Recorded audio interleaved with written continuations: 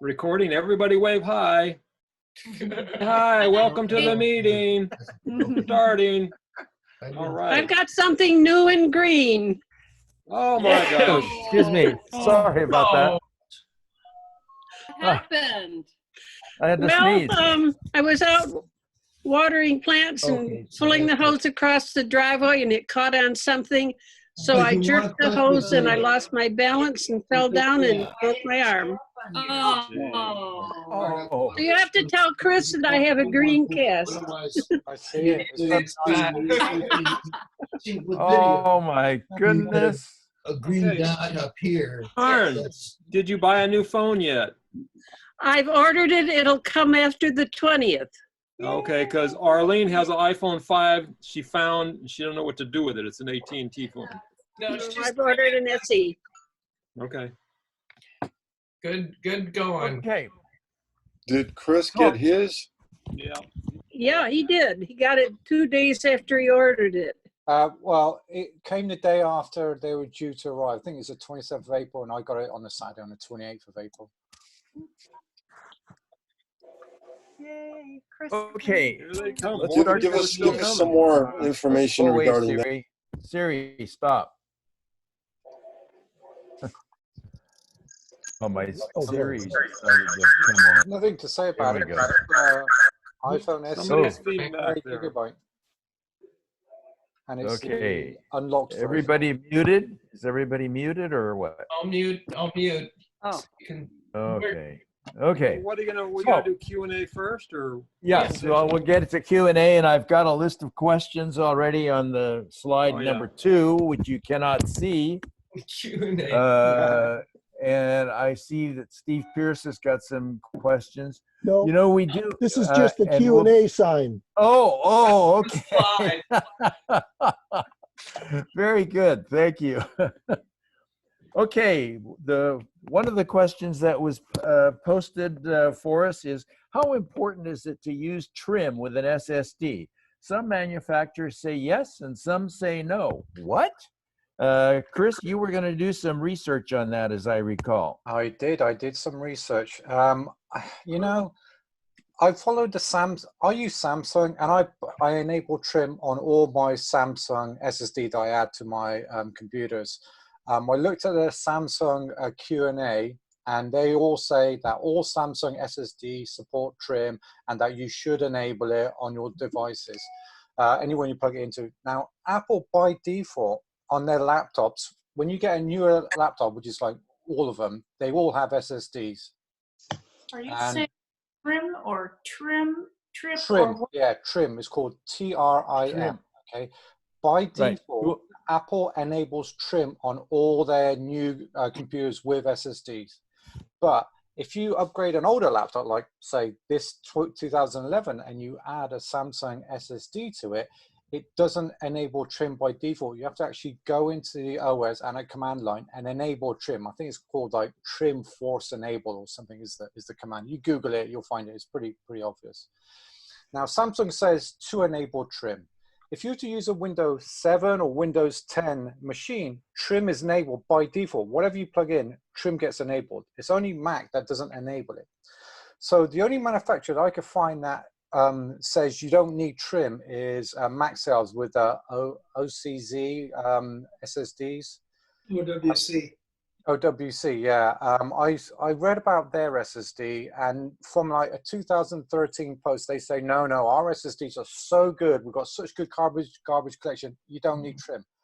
Well, okay, maybe you don't. And really, trim, you only really notice it if you really use your SSD a lot and you fill it up, then you're going to have problems. It's going to slow down more rapidly. But if you enable trim, it keeps the SSD in a better state.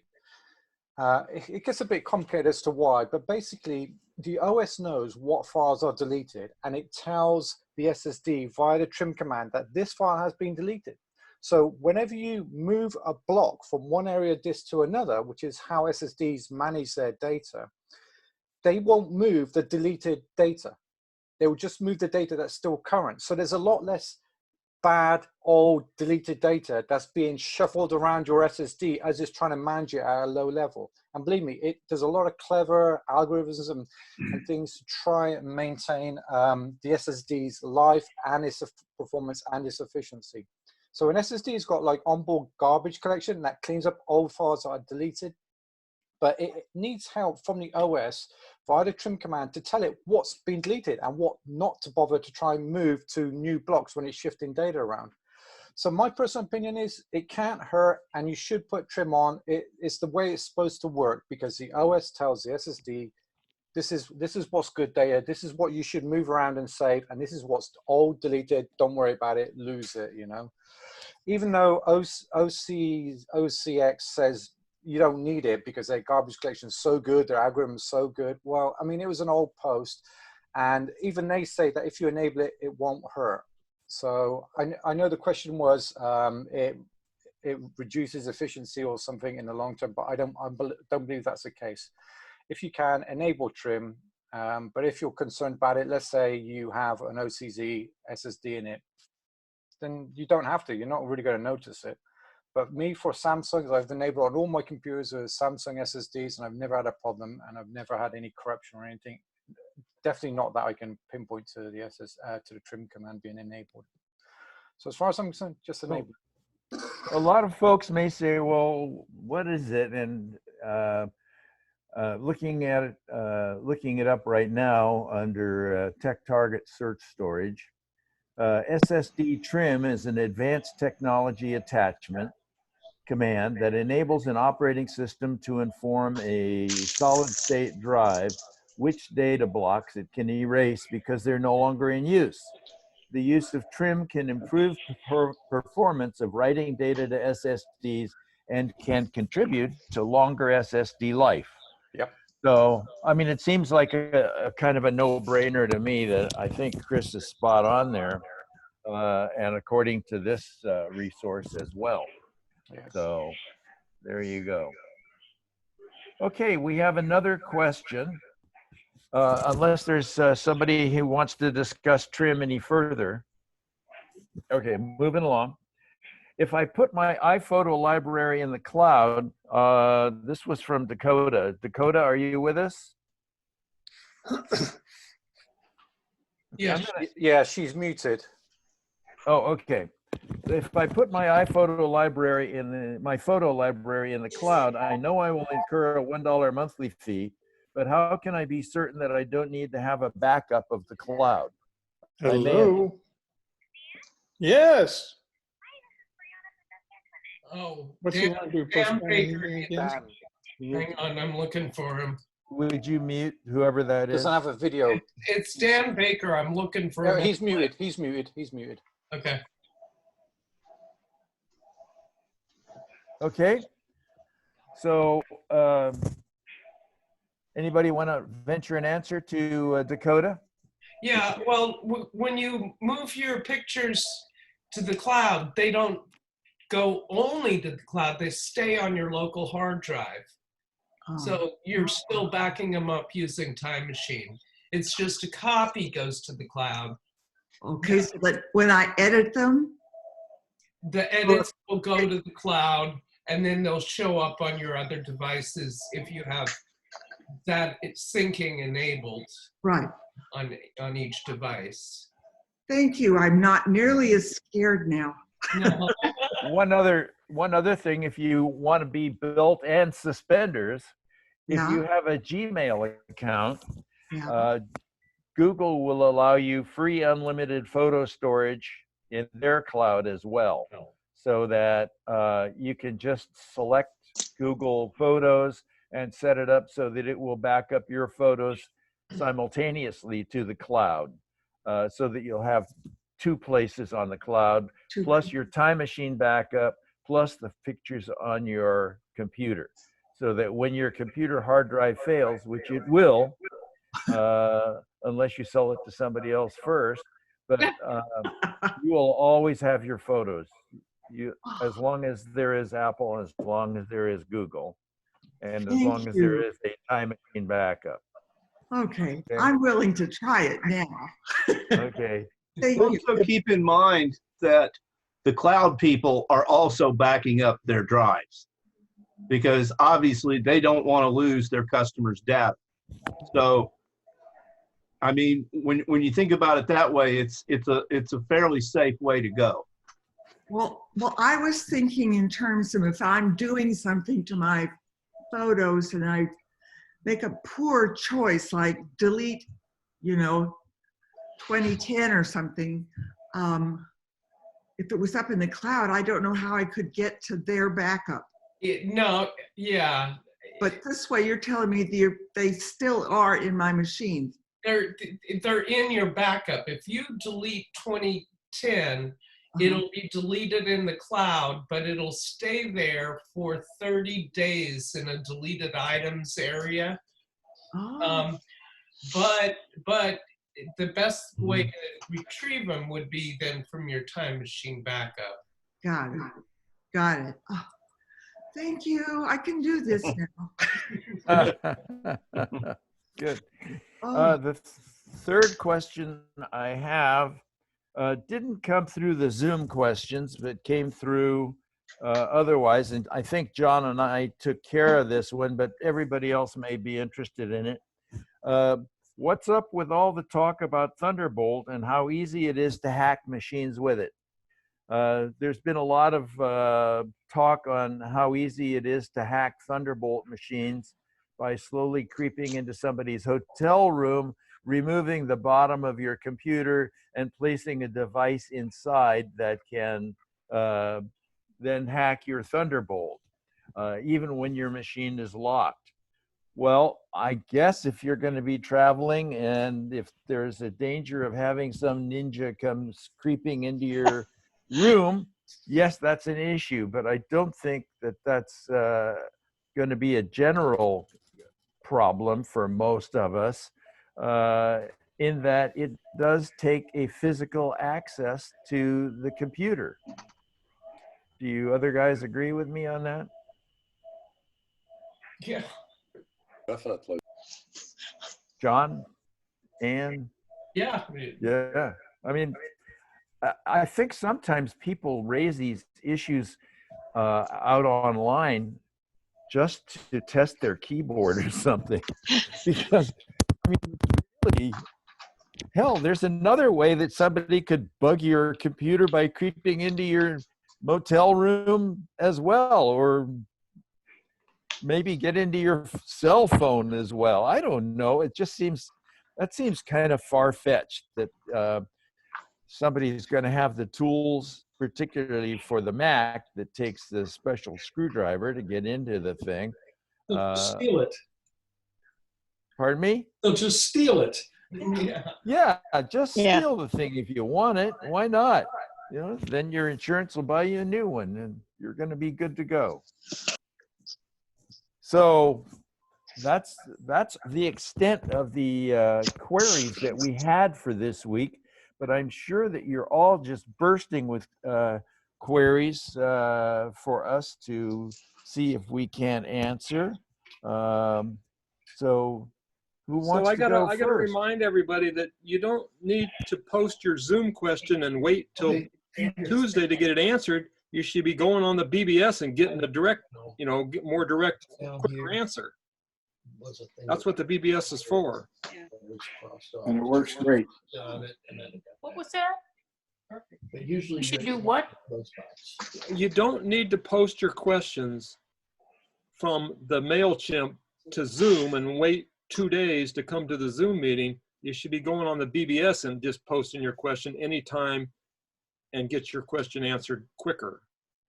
Oh, you mean just on the general purpose DVMUG? Yes. Yes. That's the fastest way to not get your questions answered, not waiting for the Zoom meeting. Okay. I have Sure. a question. Yeah. I'm taking a chair yoga class from Pleasant Hill Senior Center, and she's just terrific.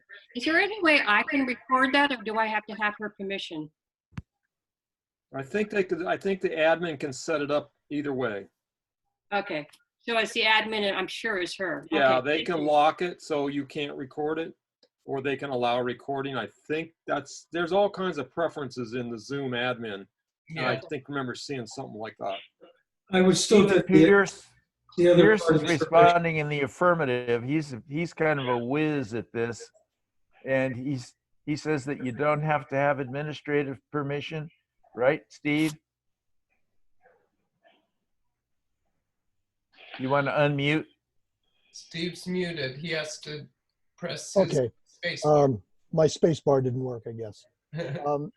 It's in, as John said, it's in this, it's in special, or it's in the settings, advanced settings, and they can set it so that the host can say nobody else but he or she can record it, or they can say allow attendees to record it.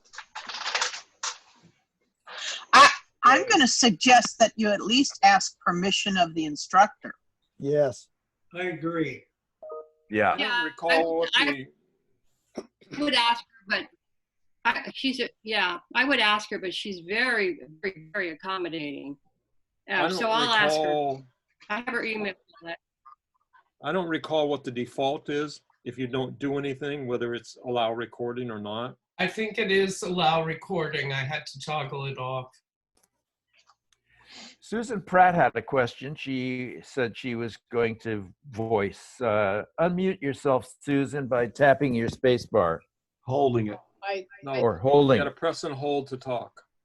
Are we okay? Because I unmuted, I thought. Yeah, we can hear you. Okay, good. I had a question because all of a sudden, my emails are not showing up on my iPhone. Good question. My new emails, you know, I can see my old ones, but my new ones are not showing up. What account, what's your service provider? Is it Gmail or? Yes.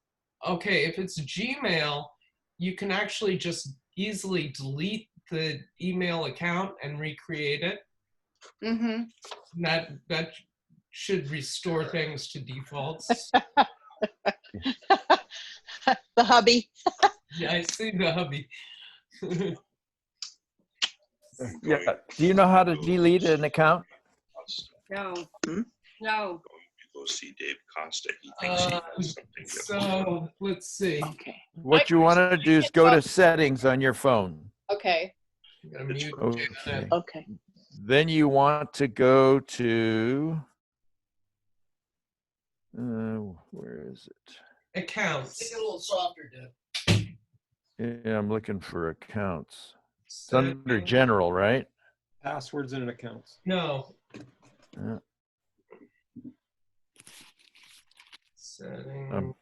Yeah, here it is. Passwords and accounts. Right. Is it settings and then general?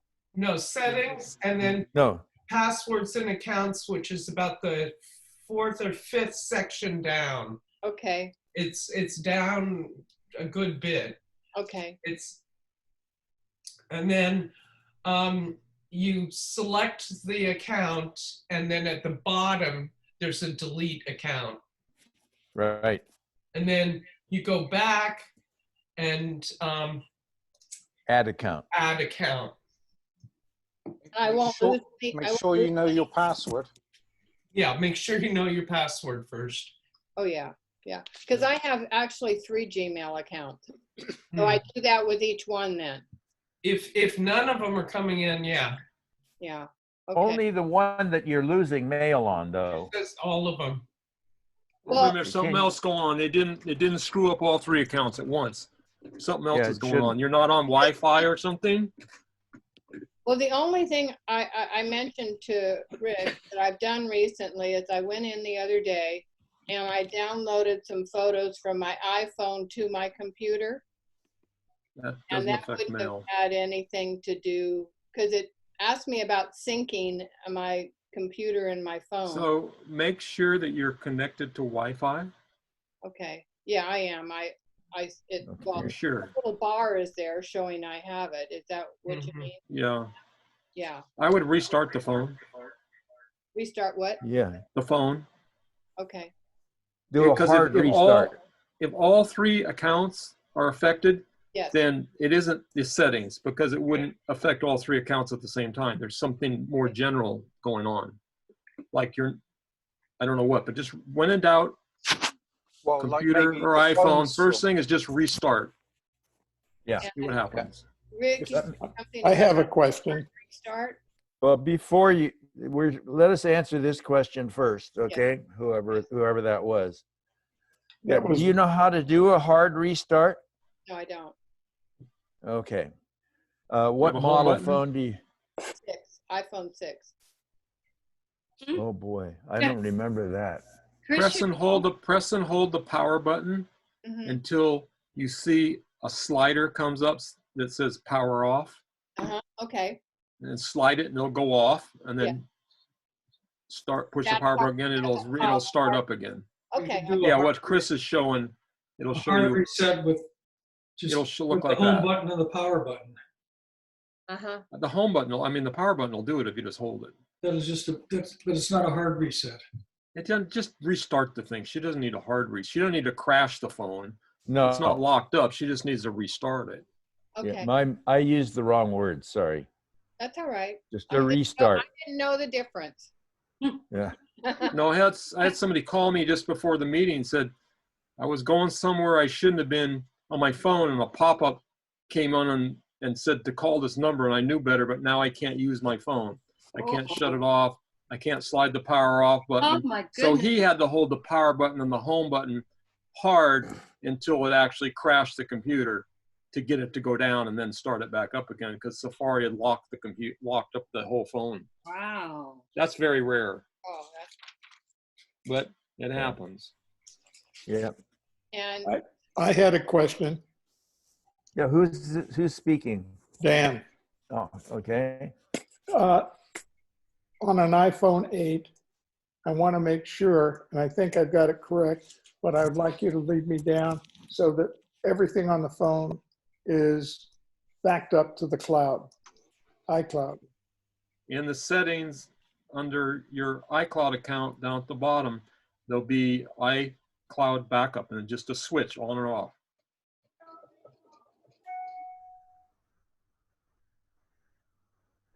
Go to your settings and go into your Apple ID and then iCloud, and it's all the way at the bottom. iCloud backup. It'll tell you the last time it backed up.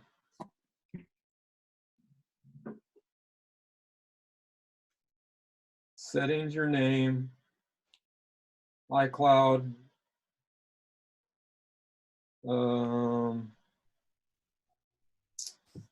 Should say iCloud backup. It's not at the bottom, excuse me. It's at the bottom of the iCloud section. It'll say on. You click on it, it'll tell you the last time it backed up. Okay. Thank you, John.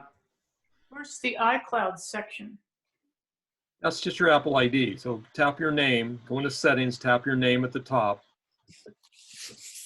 And then then your Apple ID settings are all in there. Is your phone here, hon? I know, John. I wanted to. And then you go down to iCloud. And then it'll list all the green switches you can turn on for syncing. At the bottom of those green switches is iCloud Drive. iCloud backup. Yeah, iCloud backup is at the bottom of the iCloud Drive section. Not at the bottom of the page, but all the things you can do in iCloud, that's the last thing. And what does iCloud Drive mean? And should that be on or off? On. Well, it depends. iCloud Drive is your space where you can store stuff that syncs to your computer, kind of like yeah. Dropbox. People always say, well, what's iCloud and iCloud Drive? Is that the same thing? No, it's not. iCloud Drive is one feature. Your audio is iCloud. bad, John, at least at this location. Can you hear me? Yeah, I can. John, iCloud Drive is one feature of the iCloud service. So you can turn it on all along with about a dozen other things you'll see with switches in there, like calendar. So iCloud Drive takes the items on your desktop and the items in, who's got background noise? Let me mute.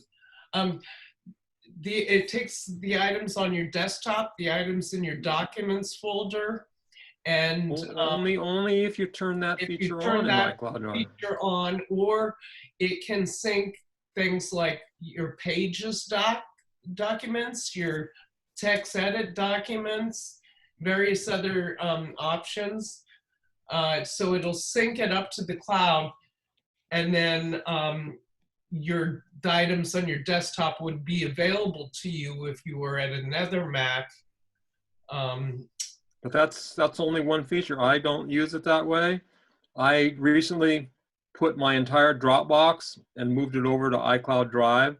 So it doesn't have anything to do with the desktop or Pages or any of those things. I made a folder called iCloud Drive Documents, put all my stuff from my Dropbox in there, and now it syncs to more computers because Dropbox is now only lets you do 3 computers. Mm-hmm. And they grandfather you in. I had like 12 computers, but if you upgrade a hard drive, it thinks it's a new computer and then your Dropbox goes away. So my Dropbox computers are going down, down, down, down. Yeah. So your scheme was to create a folder in Dropbox that you then... No, I made a folder inside of iCloud Drive called iCloud Drive Documents. Right. And then I just took everything out of my Dropbox and put it in there. Oh, okay. So and I just basically use it just independent of Dropbox. Yeah, and I use it just like my Dropbox. I throw things in there and move them, and they synchronize. And yeah, I do that it works too. great. It works the same as Dropbox. It works fine. Lots of stuff in has her hands raised for some time now. Janet? Thank you for noticing. Quick question. I don't see where the last backup date is here under iCloud. When you go down to iCloud Backup, it says on, and if you tap on it, then it opens up and it will say the last time it backed up. For each thing, like mail and contact? Go down to iCloud Backup. iCloud Backup. Oh, it says on. It says the word on or off and a little arrow. Yeah. And you tap on it, and then it says the date it last happened. Perfect. Thank you.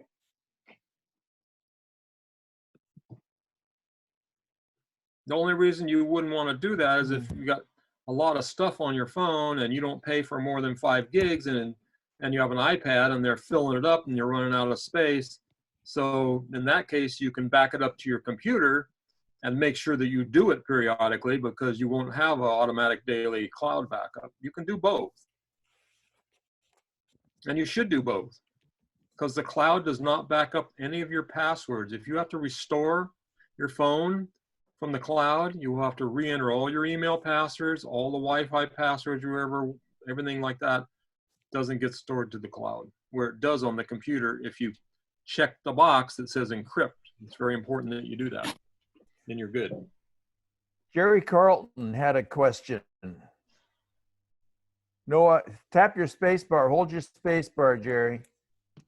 No audio. Okay. Well, you're talking about there we iCloud. go. Over half of my iCloud is filled up by backup. Yes, backups, if you have a lot of stuff on your phone and your iPad or multiple devices, yeah, it takes up space. But I don't need to go back 2 years on backup. Is there a way I can delete the way it's the same as Time Machine. iCloud Backup has a big switch on, off. Yeah. That's the way it works. You can on the phone, I believe, go into the settings and say, don't back up particular things, like don't back up my photos or turn backups for certain things on. But 5 gigs for free, okay? Almost nobody can live with that. If you start doing photos, you're going to go over 5 gigs. True. 99 cents a month, it jumps 10 times to 50 gigs. Most people, if you start doing photos, need to do the 99 cents a month. Yeah, no, I understand that. I was just wondering if I can delete some of the old backups. No. Okay. Well, if you go in and look at what devices are being backed up, it will show you. I've seen people have old phones that were backed up and they never turned it off. So they'll have an iPhone 4 backup in there and a 5, even though they don't own them anymore. And they're taking up space, and you can get rid of those. Okay. Sometimes you'd be surprised what you never turned it off and you have all those still in there. So you can poke around there and see that. Wait, where do you find those old backups? It's down in there in the settings under iCloud Drive, what's being backed up, what devices. I think Debbie Batsky's got a question.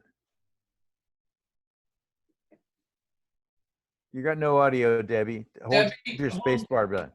Here, let's see if I can unmute her individually. There she is. I got her. Yeah. Unmute. Okay, Deb, you got the floor. Okay.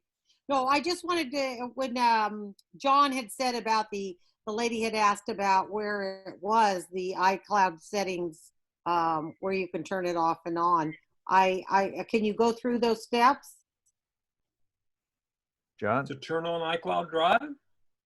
No, the last thing she said about where you could choose if you wanted to check off you don't want photos or you do want to save certain things. Oh, okay. Uh-huh. Let's see. Apple ID, iCloud. Okay, so in settings, in your Apple ID, you know, your name at the top, your picture. Below that, there's an iCloud button. Yes, I see and then that. you toggle. You can't really see the phone No, screen. I saw iCloud though. It's just Yeah, and then back there's toggles for each item you want to back up. Oh, so it says photos, messages, backup. Yeah. That's what it's showing. It's showing how much of it says I've used 32 gigabytes out of my 50 gigabytes, I guess. Right. In iCloud. But and I do pay the 99 cents for that. Yeah. So I do need to go back and start, you know, because I still keep getting pictures for my grandkids. Go back in to each one of those, just hit one of those buttons, other, and see what's in there. Yeah. You pay for 50 and you're using 32. You're getting what you pay for. I leave it alone. Oh, so don't fool with any. You've used just a little better than half is all.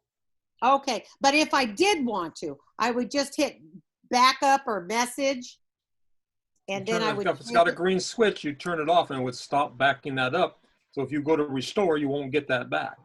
Well, there isn't a green switch there. There's different colors. It's just showing me a picture. So I need to go to manage storage is what I do. Yes. Yes, I go to manage storage then to see what I need to do. Okay. Well, I think you've answered my question then. Thank you. Change storage plan. Photos. Oh, I can see in manage storage, it tells you exactly. Yeah. I know there's a little graph, but the other. Well, thank you. That's helpful. Good. Okay, anybody else? I'm switching between two screens to look at you all. Because you don't all fit on my screen. Okay. How can I figure out how to tell how much space my photos is taking? I have 111 gigabytes used out of 200. And I'm thinking about putting my photos onto iCloud Drive. Isn't that just what we did? Yeah. I thought you said they were on the iCloud Drive. So you're not backing your photos up to iCloud Drive, and you'd like to know if your photos will fill it up or not. You can go to your photo library, select it by selecting, just click If once. you're using 100 gigs, your photos are being put on the cloud. You couldn't possibly fill up the cloud with 100 gigs if you weren't putting your photos there. Well, remember, she uses her machine for business too, though, right? Yeah, the 100 gigs that's an enormous amount of data to put in the cloud. Yeah. It has to be photos. There's nothing, unless you're putting TV shows or movies or something. It looks like part of it in the cloud is photos. So I guess it is going there. I didn't think. Yeah, if you have the switch on for photos, the photos doesn't have an option. It's just switch on or off. Well, the photos could be from her phone and not her desktop. Ah. Well, you have to turn it on each device that you want to sync. I mean, if you don't turn it on for each device, I don't know what the point is. Except then it becomes just a backup and not a syncing, not syncing. Yeah. Okay. The whole point of having Photos Library on is to be able to have everything on all your devices the same all the time. Yes. Okay. Anybody else? I'm Shall we sure move there along? are Oh yeah, Bill Goldberg. No, your video, I mean, your sound isn't working, Bill. Sounds like the Three Stooges with the guy, Mo, I think his name is. Bill, unmute. Trying to or think, you're- but nothing happens. It's like the chipmunks. Can't hear you, Bill. Yeah, you're like the little chipmunks. Ain't working. Can't hear you, Bill. He chatted, Bill put a message in the chat. He says the photos are not shown under iCloud Drive. They are stored under iCloud Photos. That's what he's trying to say. Okay. But Bill, you're sounding like, I don't know, a mouse? Alvin and the Chipmunks. Yeah, Alvin and the Chipmunks. That's it. I knew it was something familiar. You're on your Unix box? Yeah. You're on your Linux box? Something like that. Why don't we go ahead and start the keynote, and I'm sure there will be questions after the presentation. Okay, so I'm going to hit share screen and go to the keynotes. If I can get it here, share computer sound and share. Okay, so let's move down to save the date, June the 2nd. This year, the Worldwide Developers Conference is going to be entirely online. You won't have to pay a couple of grand to get in. It's going to be much like the finale for Survivor tomorrow night. Everybody's going to be in his own spot. But this is probably the biggest meeting of the year for Apple and their announcement of big stuff. So we're probably going to learn about the next operating systems and any modifications there too. So I'm telling you a little bit early on that because it's easy to forget. So put it in your calendars. It usually starts at about 9 o'clock in the morning. And if you go to apple.com that morning, it'll probably have a link up for you. Generally, they will broadcast this in 4K, and it makes for a very interesting show. Okay, now I want to switch. Why is that not working? I'm trying to switch slides. Okay, here we go. Just hit the mouse button. Some little things to make your Mac life easier. So here we go. Split view. I can't see everybody now, but I would assume that a lot of you may not use or know about split view. In the upper left corner of a window that you can mouse over or click, this is usually in anything that has a window that's open. Of course, you'll see the red, yellow, and green dots. There's a little screenshot after the second entry here. Choose the window to the left of the screen or tile window screen from the menu, and the window will fill that side of the screen. So you can see you have your choices there in that little screenshot. To leave split screen, just simply hit the escape key in the upper right corner of the keyboard.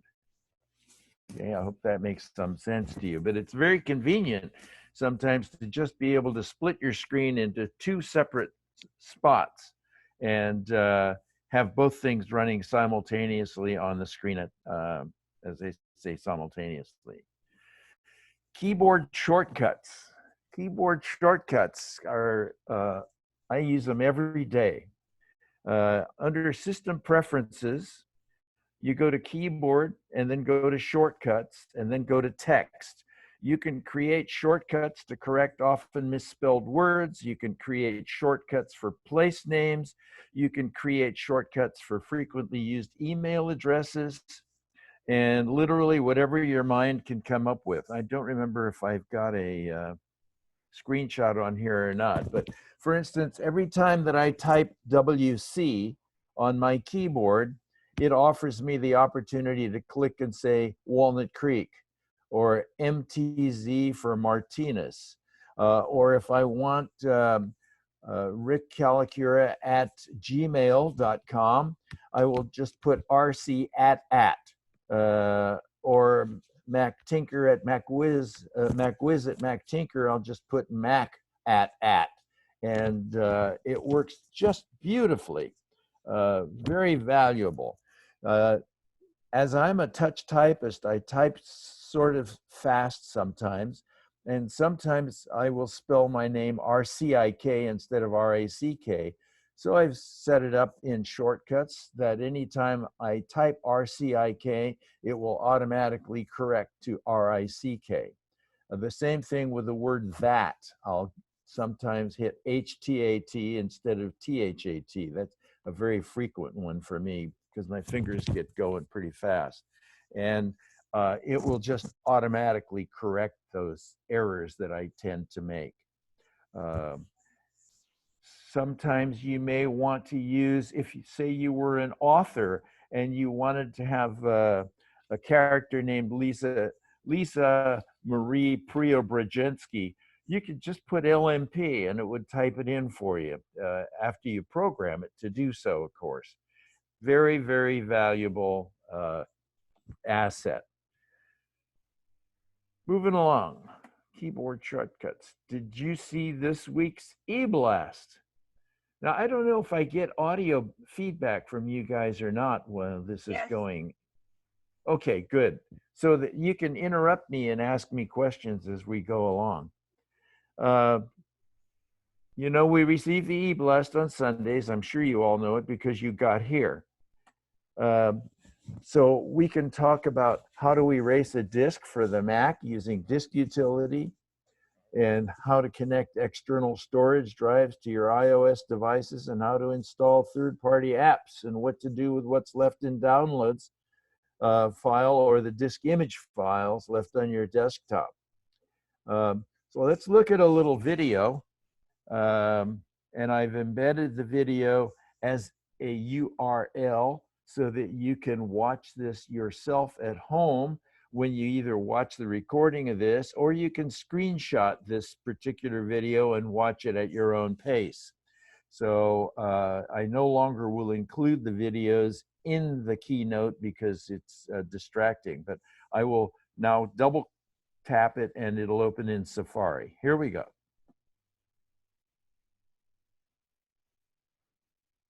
Hi, this is Gary with MacMost.com. Today, let me show you how to properly install most third-party apps that you download from websites. No video. No video. MacMost is brought to you thanks to a great group of more than 600 supporters. Go to MacMost.com/Patreon. It's just a white screen. Okay, so stop share and share again. Pull up Safari. Yeah. Yeah. Okay, this looks like it's gonna work. Oh. Oops. Okay, go back.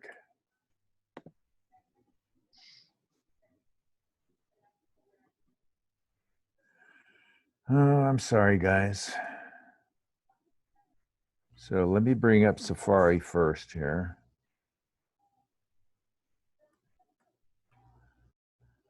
And now I can't share the screen.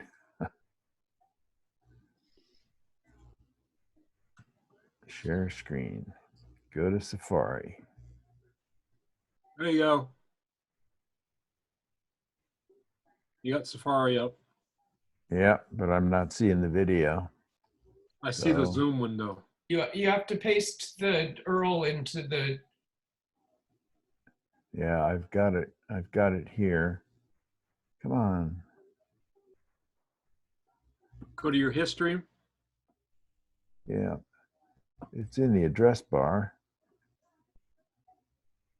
Hi, this is Gary with Got it. MacMost.com. Today, let me show you how to properly install most third-party apps that you download from websites.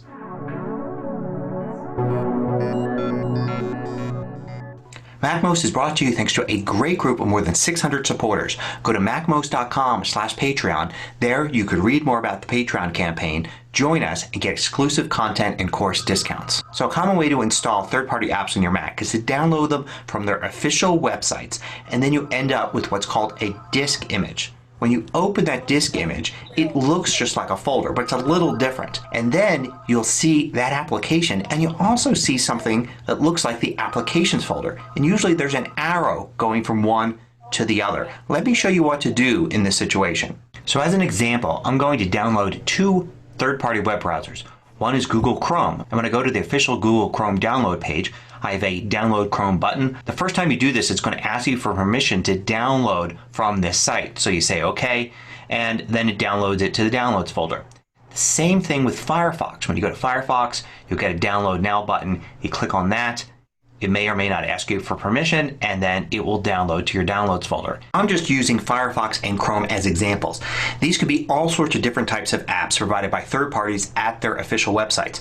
So they could be games, they could be Office apps, they could be utilities, anything. Just remember to only ever download software from sites that you trust, and make sure you're downloading from the official site of the app. Often the app might be something you trust, but is the website you're downloading from something you trust? That's why you always make sure that you go to the developer's site and download from their links, not from some other site that just lists a bunch of apps to download. In Safari, you can click on downloads here and you can see your recent downloads. You may also have the downloads folder in your dock, in which case you can click it and see the files you've downloaded. But if you don't, you can just go to Finder and go to Go and then Downloads, and it will take you to your downloads folder. Now these files don't look like apps because they're not. You can see the file extension here .dmg. If you're not seeing file extensions, you can always select the file, use Command I, and then you can see the full file name there and see that it is a disk image. So what is a disk image? Well, a disk image is a type of file that pretends to be a drive, like a USB thumb drive that you plug into your Mac or an external drive. But it's not a disk, but a disk image. Basically, the contents of an external disk, but stored inside a file. When you double click on one of these to open it, it will take a little while to open. You may see it say verifying as it verifies the contents to make sure that the download was intact. And then it will open up in a new Finder window here, and it looks just like a folder in the Finder, but there's something a little different going on. If we look in the Finder in the sidebar and you look for locations, you may have to hit the show button next to locations. You'll see a list of all your drives. Here's my main hard drive. Here's an external drive I've connected and my Time Machine drive that I've connected. And you can see there's that Google Chrome disk image. That only appears there once I've opened it up. So what do you do now? Well, a lot of people jump right into running the application. After all, the application's right there. You just double click on it, and in most cases it will launch and run. But this is not the proper way to do it, because what's going to happen is eventually you're going to close this disk image and it will look like the app disappeared completely from your computer. Instead, you want to install it. Installing it is really easy. This is called a drag and drop install, and it's made easier by the fact that you have this applications folder here. This is a shortcut to your applications folder, also known as an alias. Notice the little curved arrow at the bottom. So if I were to double click on this, this will open up my applications folder. So this is a shortcut to get to that applications folder. And what it's doing there is to make it easier for me to install this app. I could drag this app to my applications folder. Matter of fact, you can drag it to the sidebar right here to your applications folder. But I can also drag it to the shortcut to the applications folder. So it's just a way to make it easier to get this file to your applications folder. So to properly install Google Chrome, I would just drag and drop in there. Now each app looks a little different. If I double click on Firefox here, it will open up that disk image. Now you can see in the Finder sidebar here, I've got that Google Chrome disk image, and I also have a Firefox disk image. Now look at what Firefox does. They do a nice color background to this disk image location. They have the app here. They have this little curvy colored arrow, and there's the shortcut to the applications folder. So again, I can drag this to the applications folder or any other way to get into the applications folder that I want. This is just the most convenient route. And when I drag it in there, it will copy this application into my applications folder. Now let's check out my applications folder. When I look at that and I look through the contents, I will find Firefox right there, and I will find Google Chrome also right there. So it successfully installed those in my applications folder. Next thing I want to do is I want to close these disk images. I don't need them opened anymore. They've served their purpose. So I can click the little eject button next to each one in the sidebar. Now I've closed those out. Now to run these applications, I can simply double click on them here inside of the applications folder. I can also go to Launchpad. I could search for them there, and I could click on them to run them. I could also just use Spotlight, so Command Space, and then search for the app and hit return to run it there. But a lot of times we want these in our dock. To get them into the dock, all you need to do is with the applications folder, just drag and drop them into the left side of the dock. That's before the first line on the right there. So drag them in here, and I could drag this one here. And now I can close the applications folder and I can run these applications from the dock. Now what about what's left in my downloads folder? If I look in the downloads folder there, I can see those disk images. I don't need them anymore. So I can select those and drag them to the trash and get rid of them. And I'm always asked about uninstalling apps as well. As far as uninstalling a third-party app is concerned, you should always check the support website for that app to see if there are any special uninstall instructions. But in most cases, if you installed the app using this drag and drop method, then uninstalling it is just as easy. Just drag from the applications folder into the trash and it removes the app.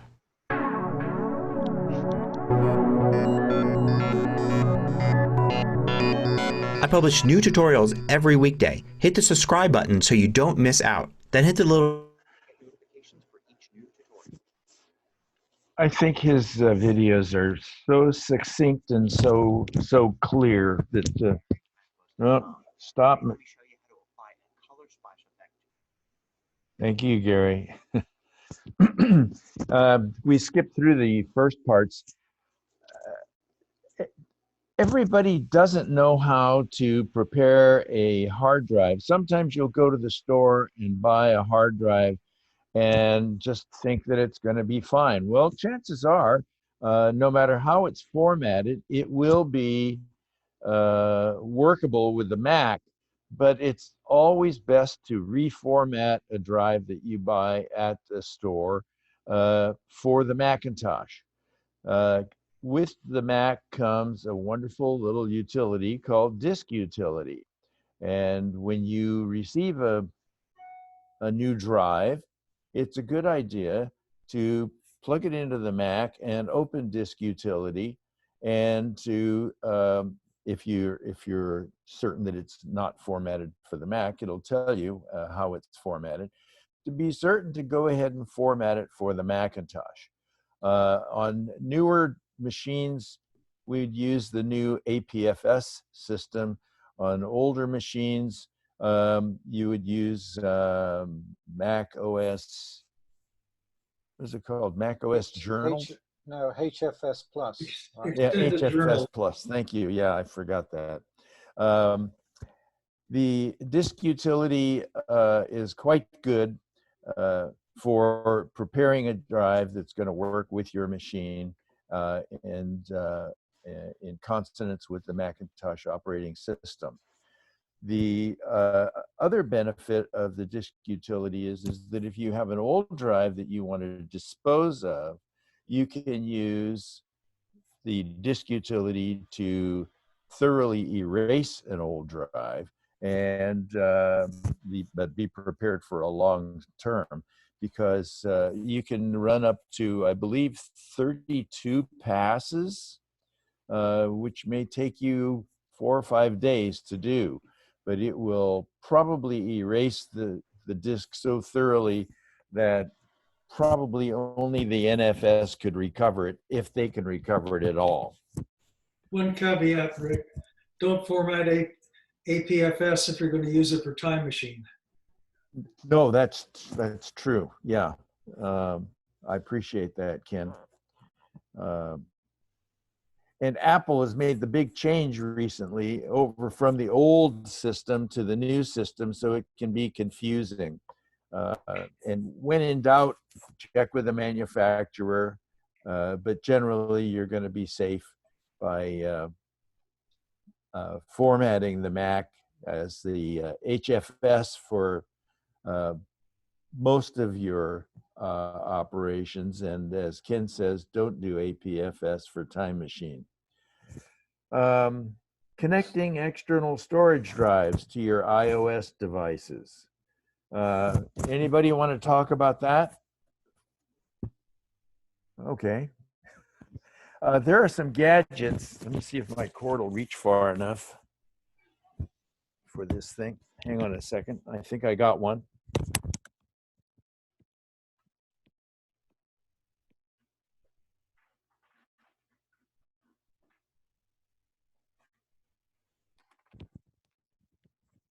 There are some gadgets that you can get that will work with Macs and with, you notice that that's a USB port, has a little cover on it that comes off, and it becomes a lightning, I'll get it in there, a lightning connector. These things are available, and you can purchase them for various prices. And if you want to transfer things easily and quickly from one iOS device to another, then these are very useful. You can just Google them, iOS to Mac transfer devices, and they're available. I think this one was 14 or 15 bucks. This one came with some software. Unfortunately, it doesn't work too well with my iOS devices because they're in cases and the lightning connector isn't long enough to fit. And I found it just to be a big pain in the neck to try and transfer anything from my iOS device using it, because then I have to remove the cover, and I don't feel like it. On the iPad, it's kind of a stiff thing to remove, and the same with my iPhone. I have a very stiff connector that goes on my iPhone that's pretty sturdy. So there's lots of these devices out there, and they're kind of useful. What do you got, Chris? I think that adapter would work with the Apple case, because look, it doesn't cover the hole. So it would just plug in, if you could see that. Yeah, okay, so this is the whole bottom's open. And this is just a standard Apple leather case. So yeah, there you go. Okay. Yeah, you're right. Here's an iPhone 7 Apple case, and it's completely open, huh? Yeah, it's completely open on the bottom. Yeah. On this one that I have, it has openings, but the thing's pretty thick. It's probably 3/32 of an inch thick. An opening for each speaker and an opening for the lightning connector. The Apple cases are very thin. You talk like the OtterBox sometimes has two levels. It has a hard plastic and then a soft inner liner that comes out, and they're really thick. Yeah, well, that's what this one is. It's not an OtterBox. It's another brand, but it does have two layers, and I've been very pleased with it. The price was certainly right. I think I paid about 15 bucks for it. Somebody should probably make so little. What you need is like a little 1 or 2 inch extender cable for the lightning. Yes. So it gets it out of there so it can get in. Somebody probably makes that. Yeah, maybe like the earphone adapter for an earphone adapter, but just a lightning extension cable. Yeah. That's what you need. That need. would be worth something. Sure. I think so probably anyway. For sure you can buy a 1-foot lightning cable. Is that right? Anything shorter, I don't know. I'm sure you can buy like a 1-footer, but maybe not anything shorter. Yeah. Okay. Okay. Well, hey, that's all I have for today, except I have a little video that Ken Marks sent to me, but I don't know if you guys want to sit through a video or not, but it's kind of funny. Yeah, let's see it. I want to see it. Yeah, okay. Let me fire up Keynote again here. Okay, and I'm going to hide it and share the screen and go to, that's not right. Keynote.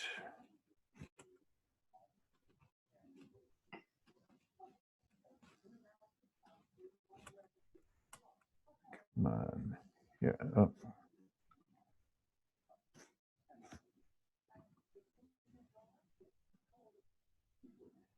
Here we go, I think. So let me switch over to Zoom and go to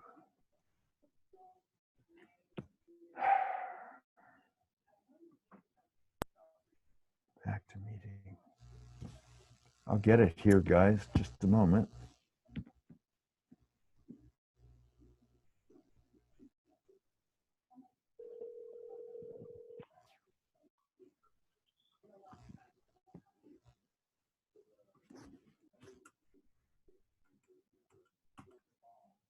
I think I need some help. There we go. Share.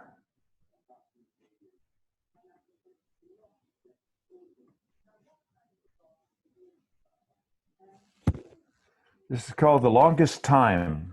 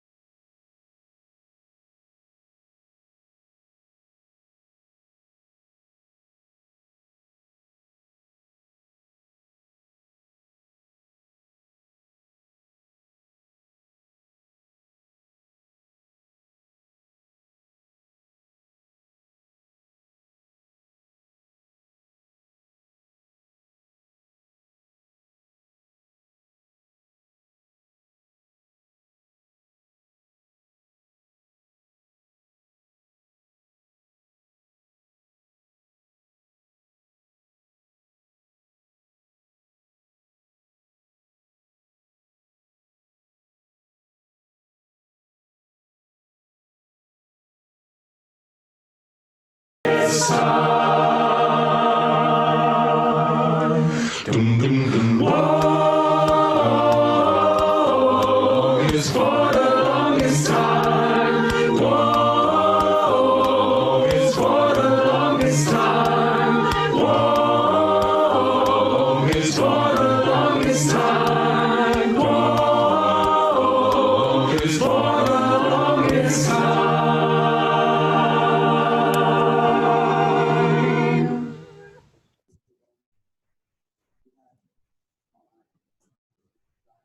What did you think of that? Bravo. Excellent. Very good. Aren't those good? They're just so good. Thank you very much, Ken, for sending that URL to me. Those things just make you smile when you watch those wonderful shows. Oh, come on. No. Stop that. Ken put up that URL. Yeah, I can. It'll be. It won't be on the recording. I'll put it up right now. Hang on. Let's go to share and stop. You back it up. Oh, come on, Rick. There's another one with trumpets all over the world. I'll post that one later. Yeah. So Ken, we just heard that LA is going to be stay at home till the end of July.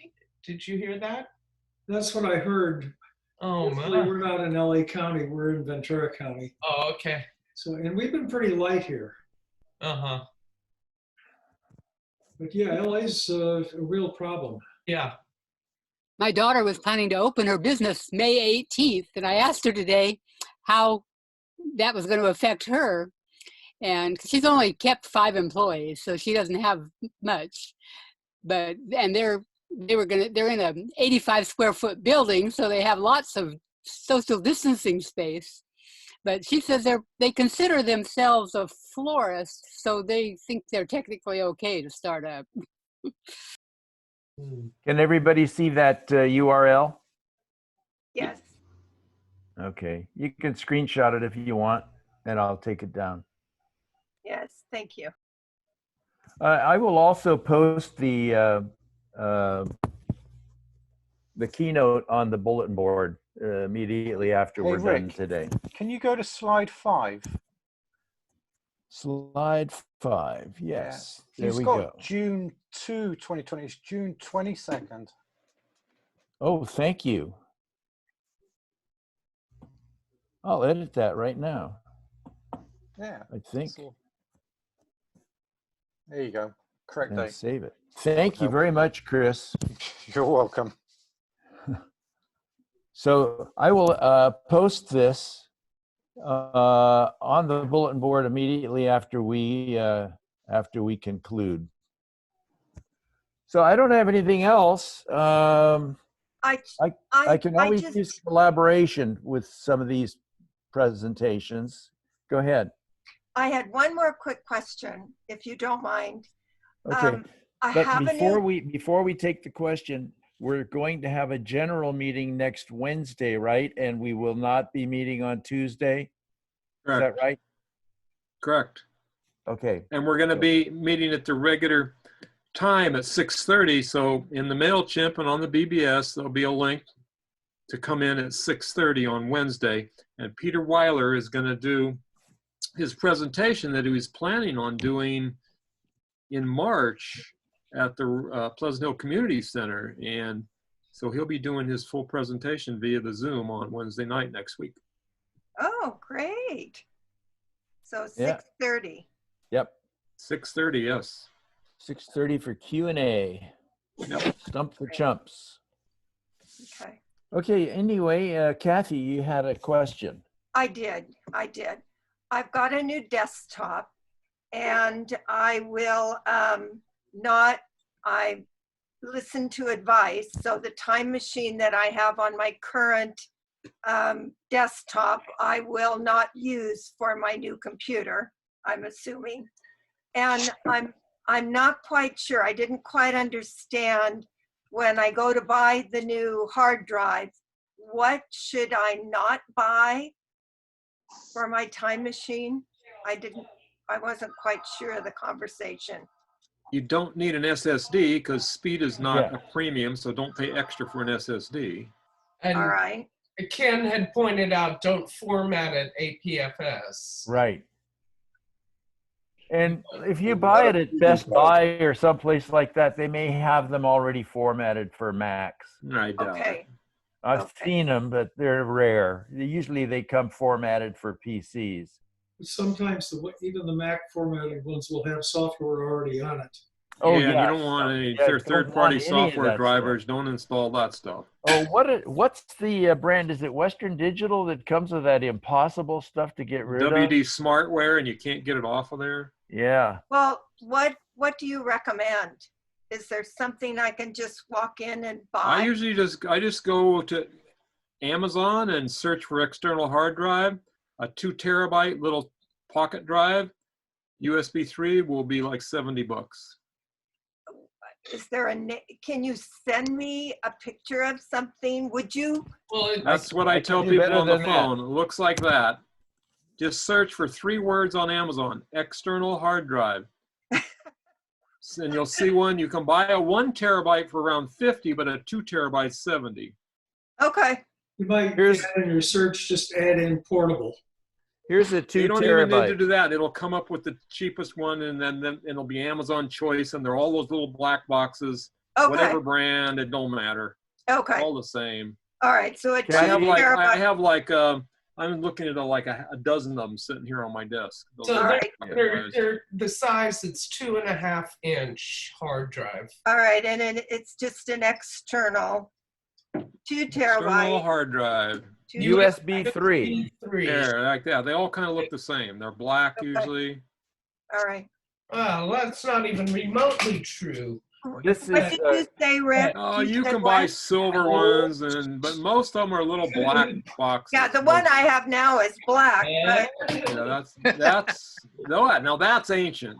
That's not USB 3. That's FireWire 800. Yeah, well, okay. Johnny happened to notice it's FireWire, but Yeah, Kathy, this is a 2 terabyte Western Digital Elements. $70 on Amazon. Yeah. a Western Digital. Yeah, this one's a Western Digital, but I've got Seagate also. It's good. All right, thank you. Sure. I have a question. Yeah. I downloaded the Google Photos for my wife's iPad, and we got all the pictures into Google Photos. Mm-hmm. And then my question is her picture still in iCloud? Western Digital. Google Photos and iCloud are two separate things. Yeah. No, I mean, if you're backing them up to iCloud normally, and you add Google Photos, you got both. You can do both. Should I delete the one from iCloud because it's taking up too much memory? Maybe you did. Oh, I don't know. Be a That's good what idea. Well, we wouldn't know. You'd have to go look. Oh, at the iCloud, and if it's there, I should take it off then, right? Then just turn that off. Yeah, and delete them. Okay, thank you. Sure. Okay.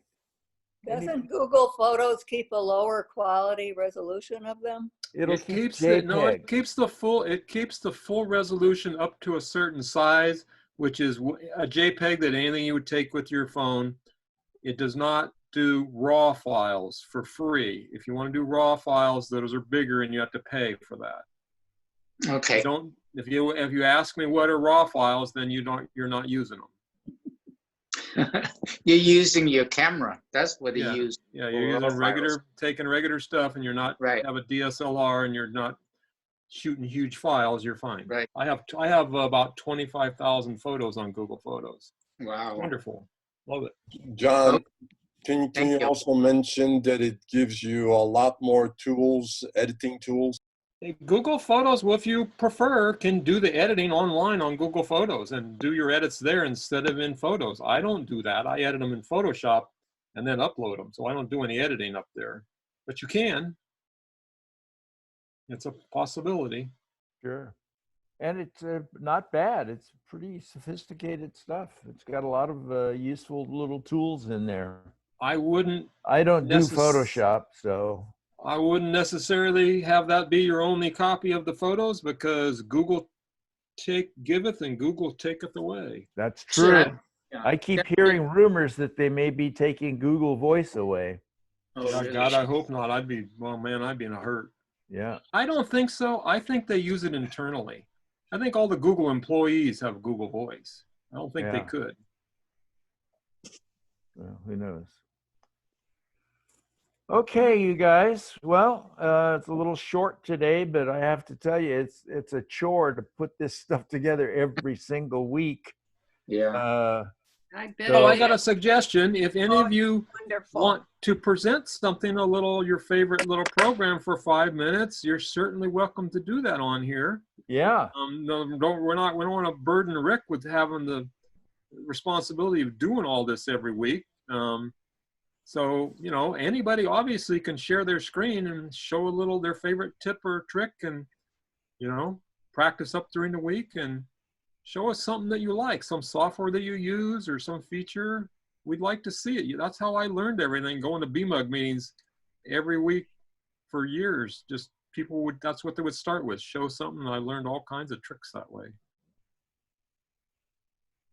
Yeah, remember what I told you about the text stuff? That is an incredibly useful device that's built into your Mac and your iOS and the whole works. Shortcuts, very, very helpful. Okay. So, and Bill Goldberg, your video quality is fine, but your audio was terrible. It was like it sped it up. Bill, you still haven't gone on the BBS, have you? No, because I have to find a computer to put it on. We have plenty of them at the office you can have. I don't think his wife let him have. I have a couple of yours here already. They're just. Yeah, we're trying to give you more. On your phone, get on the phone, on an iPad, on a. I'm receiving a new phone on the 19th. My iPhone 6S took a dip in the pool, and then I thought it was dead. The SIM card is dead, but I put it in a bag of rice for 2 days. Okay. And everything else on it works. Good. But I'm having to learn how to treat it like an iPod Touch instead of being a phone. Yeah. And in the meantime, Apple halted my order because they couldn't text me. Oh, no. And so I had to talk to the bank and to Apple and fix that. But see, yeah, anyway. Bill, I have a question for you. You're a Linux guy. Mm-hmm. Have you tried Pop OS yet? No. It's supposed to be a much more user-friendly and visual version of Ubuntu. Actually, I use Mint. Oh, okay. That one's supposed to be pretty simple and nice too. Yeah. Yeah. There's so many different versions of Linux out there, but I'll be turning to you folks to help me transfer. When I set up what I've ordered is the new iPhone SE 2020, so I'm pretty excited, but I need to get all my stuff transferred. So, oh yeah, you'll have to back it up to some Mac. Well, right now I don't have the option.